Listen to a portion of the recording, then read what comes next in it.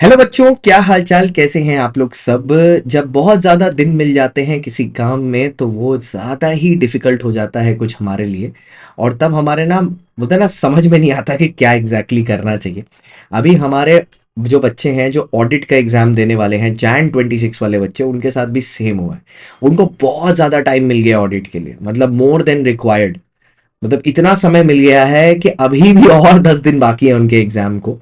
तो मैंने ये एक डिटेल्ड प्लान बनाया है कि इस तरीके से अगर आप अपने थ्रू, मतलब काम के थ्रू प्रोसीड करोगे तो आपका काम बन जाएगा। जैसे अभी आज 22 है। आपको क्या करना चाहिए, ये जो टॉपिक है ना, nature and scope and ethics वाले जो 2 चैप्टर हैं, इनको मेमोराइज करने की कोशिश करो। मेमोराइज मतलब अभी आपके पास क्योंकि टाइम है, स्टडी मटेरियल उठाओ या जो भी आपके पास नोट्स हैं उनको पूरा मेमोराइज करने की कोशिश करो, क्योंकि लैंग्वेज ऑडिट में इंपॉर्टेंट है। अगर आप एक दिन में 9 घंटा देके 2 चैप्टर भी मेमोराइज करोगे ना, that is more than enough. उसके बाद उसके पीवाईक्यू आरटीपी एमटीपी जो उस चैप्टर के हैं उनको ओवर से देख लो, ऊपर से। तो एटलीस्ट वो चैप्टर आपका सिक्योर हो गया। 23 तारीख को ऑडिट एविडेंस वाला चैप्टर खोलो। पहले 2 घंटा लेके जो कल पढ़ा था उसको रिवाइज करो, ठीक है।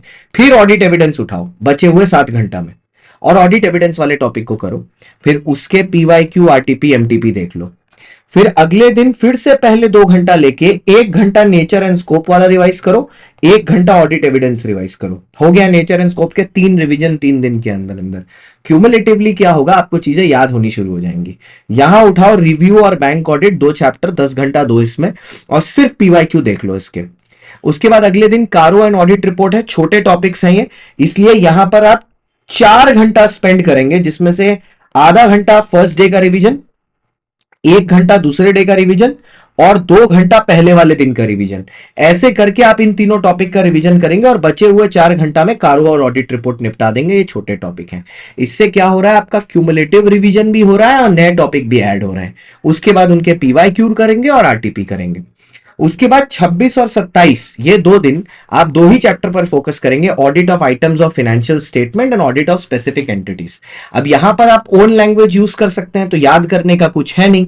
तो यहां पर 6 घंटा, यहां पर 6 घंटा देके 3 3 घंटा में ये जो 4 टॉपिक्स आपने पहले 4 दिन किए हैं इनको रिवाइज करिएगा, तो उनका क्यूमुलेटिव रिवीजन हो जाएगा। उसके बाद रीड करिए और इसके आरटीपी एमटीपी प्रैक्टिस कर लीजिए, क्योंकि यहां आप अपनी लैंग्वेज यूज कर सकते हैं। उसके बाद 28 तारीख को रिस्क असेसमेंट और इंटरनल कंट्रोल, इस ये दोनों चैप्टर भारी हैं, मिनिमम 10 घंटा लगेगा आपको। तो यहां पर कुछ रिवाइज करने की जरूरत नहीं, क्योंकि ऑलरेडी आपने इतना किया हुआ है। एक दिन आप रिवीजन से ब्रेक लीजिए और सिर्फ नया टॉपिक पर ध्यान दीजिए। उसके बाद 29 तारीख को सुबह अपना सारा टॉपिक रिवाइज करिए और एक टेस्ट पेपर करिए, प्रॉपर 3 घंटे का शाम को, जैसे मान लो आईसीआई का टेस्ट होता है उस तरीके का। उसके बाद 30 तारीख को अब आपको टेस्ट के बाद पता चल जाएगा किन टॉपिक्स में वीक हो, उन टॉपिक्स को पकड़ के इस ऑर्डर में आप अपना रिवीजन करो 31 तारीख के एग्जाम के लिए। 30 पहले आप रिवीजन का स्लॉट दोगे, nature scope and ethics, audit evidence, audit report, bank audit, कारो, दिस इज अराउंड 60 मार्क्स। उसके बाद review of items of financial statement, review और फाइनेंशियल स्टेटमेंट सेकंड, और थर्ड में स्पेसिफिक एंटिटी। ठीक है, स्पेसिफिक एंटिटी वाले चैप्टर से इतना घबराना नहीं और उसमें ज्यादा लोड भी मत लेना। उसमें आप अपनी लैंग्वेज इस्तेमाल कर सकते हो, लेकिन बाकी सारे चैप्टर्स में don't miss out on this.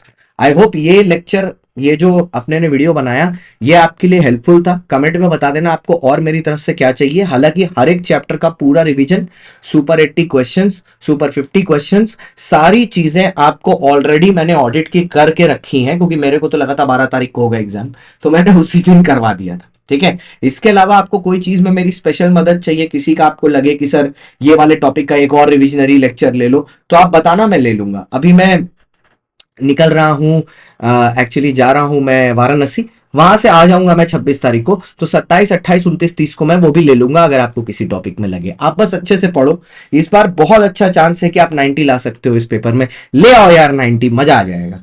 ठीक है, all the best, do well, thank you so much.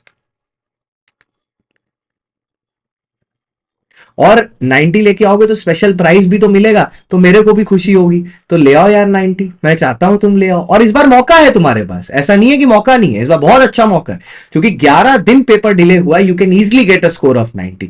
All the best, do well, और आएगा 90 जरूर आएगा, तुम्हारा ही आएगा जो ये वीडियो देख रहा है। तो अपने दोस्त के साथ शेयर कर देना, जो पूछ रहा है ना बार बार कि भाई समझ में नहीं आ रहा क्या करें, 10 दिन है, समझ में नहीं आ रहा क्या करें, 10 दिन है, उसको ये वीडियो भेज दो, उसको समझ में आ जाएगा क्या करना है, 10 दिन है। Bye bye.